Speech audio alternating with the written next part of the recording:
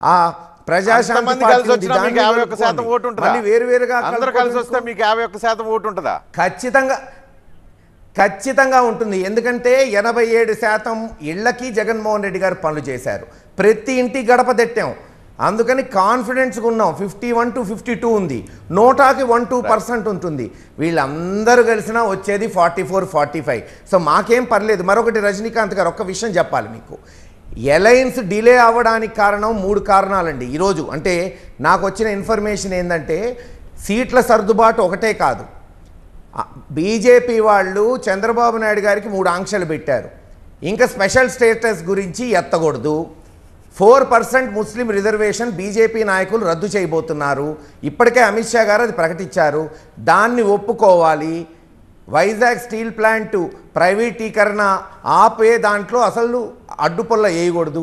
ఇవన్నీ కూడా చెప్పారు. అందుకని కాస్త డిలే అయింది. అవన్నీ చంద్రబాబు నాయుడు గారు ఒప్పుకుంటారు. ఆయన గత్యంతరం లేదు. ఎందుకంటే అంత వీక్గా ఉన్నారు చంద్రబాబు నాయుడు గారు. సచ్చినట్టు నైట్ కాళ్ళు పట్టుకుంటాడు. నిజమా పట్టగాలి మొహం వేసారా? మీరు చూస్తారు కదా.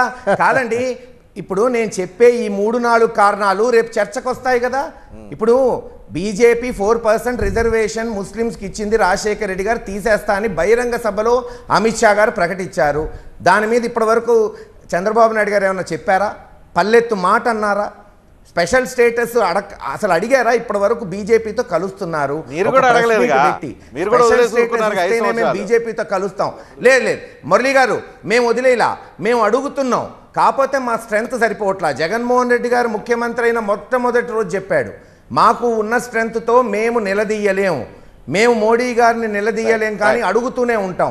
ఈ రోజు స్పెషల్ స్టేటస్ ఇంకా ఈ రాష్ట్రంలో సజీవంగా ఉందంటే జగన్మోహన్ రెడ్డి గారి కారణం.